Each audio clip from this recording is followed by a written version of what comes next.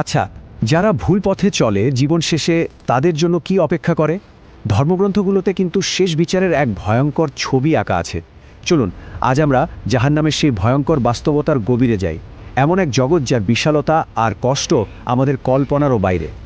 শুধু একবার ভাবুন তো, একটা পাথর ফেললে সেটা জাহান্নামের তলায় পৌঁছাতে সময় লাগবে ৭০ বছর। একদিন বা এক মাস নয়, টানা ৭০ বছর। বুঝতে পারছেন কি বিশাল এক গহ্বরের কথা আমরা বলছি, যা আমাদের সাধারণ বুদ্ধি দিয়ে মাপা সম্ভবই না। আমরা এখন দাঁড়িয়ে আছি জাহান্নামের দরজার সামনে। এই জায়গাটা এতটাই ভয়ঙ্কর যে একটা মাত্র নামে এর পুরোটা বোঝানো সম্ভব না। এর প্রত্যেকটা নামের সাথেই জড়িয়ে আছে এর ভেতরের এক এক রকম বিভীষিকার পরিচয়। এর প্রথম নামটা হলো সাকা, মানে ঝলসে দেওয়া গরম। ভাবুন তো, জীবনের সবচেয়ে বেশি যে গরমের কষ্ট পেয়েছেন সেটাকে যদি অসীম দিয়ে গুণ করা হয়, এটা এমন এক আগুন যা শুধু পোড়াবে না, একেবারে সব কিছু গ্রাস করে ফেলবে। এরপর আসে হুতামা। এটাকে বলতে পারেন একটা বিশাল পেষণ যন্ত্রের মতো, যাহের আশেপাশে যা কিছু আসে সব কিছুকে একেবারে পিষে ধুলোয় মিশিয়ে দেয়। এখানে কোনো কিছুরই আর অস্তিত্ব থাকে না। আর তারপর আছে লাজা, মানে লেলিহান অগ্নিশিখা। এটা কিন্তু কোনো সাধারণ আগুন না, বরং এক অনন্ত আগুন, একটা ভয়ঙ্কর অগ্নিঝড় যা হতাশা থেকে শক্তি নেয়, আর যেটা কোনো দিন কখনোই নিভবে না।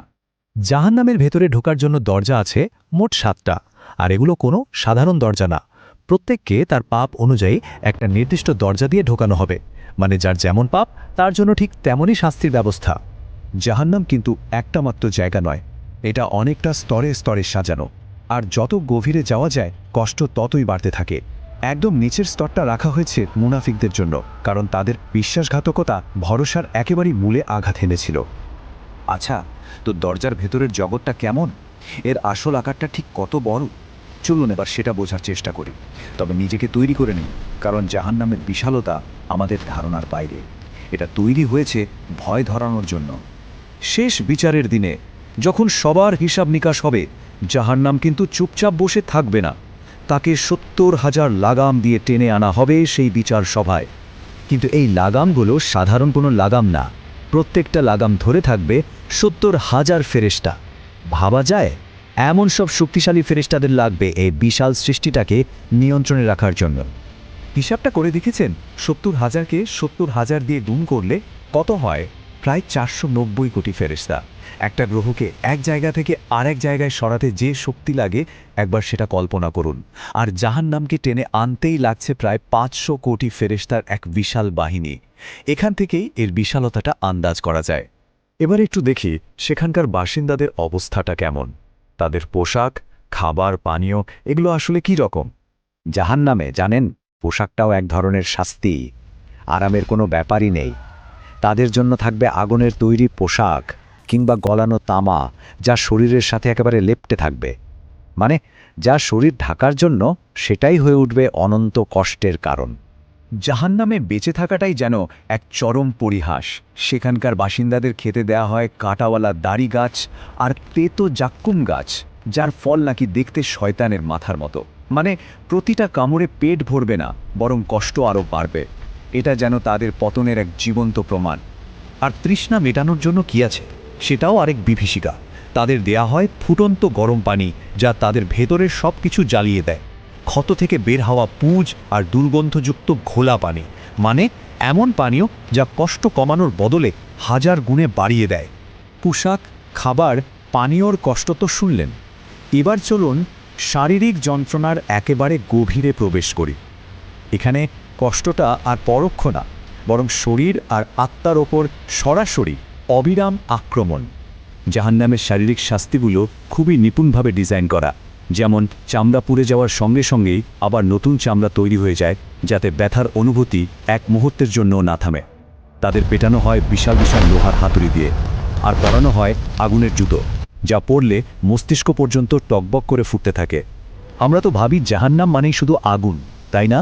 কিন্তু না, সেখানে যন্ত্রণার আরেকটা উল্টো দিকও আছে। সেটার নাম জামহারির, মানে হাড় কাঁপানো তীব্র ঠান্ডা। একবার ভাবুন, গনগনে আগুন থেকে হঠাৎ করে হাড় জমানো ঠান্ডায়। এই পরিবর্তনটা শরীরকে তো ভাঙবেই, আত্মাকেও একেবারে চুরমার করে দেবে। এত কষ্টের পর বেঁচে থাকার একটাই হয়তো আশা থাকতে পারে, মৃত্যু। কিন্তু জাহান্নামে সেই আশারও কোনো জায়গা নেই। সেখানকার বাসিন্দারা রক্ষক ফেরেশতা মালিকের কাছে আকুতি করে, তোমার প্রভুকে বলো আমাদের শেষ করে দিতে, আমাদের মৃত্যু দিতে। কিন্তু 1000 বছর পর উত্তর আসে, না, তোদের কোনো মৃত্যু নেই, তোদের এখানেই থাকতে হবে চিরকাল।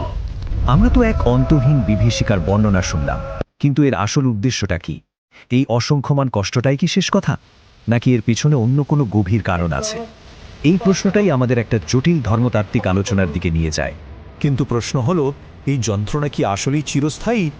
কিছু কিছু ধর্মগ্রন্থে কিন্তু জাহান্নামের শেষ পরিণতি নিয়ে একটু অন্যরকম ছবিও পাওয়া যায়। বলা হয়েছে এমন একদিন আসবে যখন জাহান্নাম শুকনো শস্য ক্ষেতের মতো হয়ে যাবে। এটা একটা শক্তিশালী রূপক। এর মানে হতে পারে আগুন যখন সব মন্দকে পুড়িয়ে শেষ করে দেবে, তখন সেই আগুনও নিভে যাবে, পড়ে থাকবে শুধু এক শূন্য বিশুদ্ধ জমি।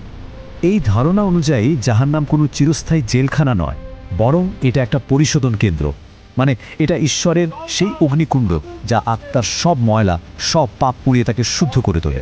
হ্যাঁ, এই প্রক্রিয়াটা ভয়ঙ্কর কষ্টের, কিন্তু এর একটা শেষ আছে, একটা উদ্দেশ্য আছে। তো আমরা এসে দাঁড়ালাম একটা বড় প্রশ্নের সামনে। জাহান্নাম আসলে কি? এটা কি অনন্ত কষ্টের এক অতল গহ্বর যা চূড়ান্ত রায়ের প্রতীক, নাকি এটা একটা পরিশোধনকারী আগুন যা আসলে ঈশ্বরের পরম করুণারই এক রূপ? এর উত্তরটা হয়তো বিশ্বাস আর রহস্যের মধ্যে লুকিয়ে আছে, আর এই প্রশ্নটাই আপনাদের ভাবনার জন্য রেখে গেলাম।